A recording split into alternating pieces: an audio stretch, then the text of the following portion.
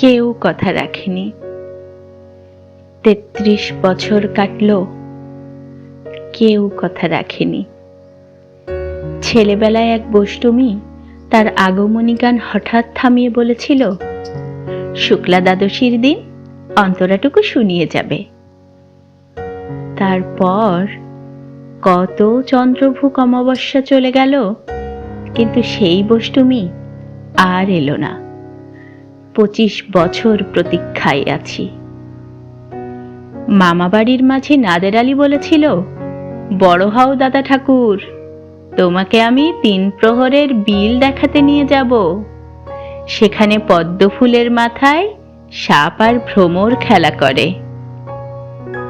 নাদের আলী, আমি আর কত বড় হব?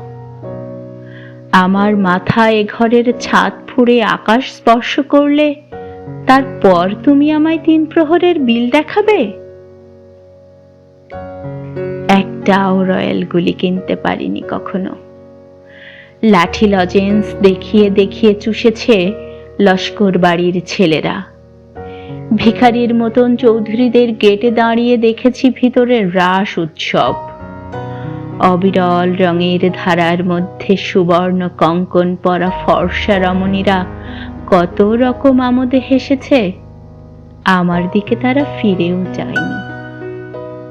বাবা আমার কাঁধ ছুঁয়ে বলেছিলেন, দেখিস একদিন আমরাও। বাবা এখন অন্ধ। আমাদের দেখা হয়নি কিছুই।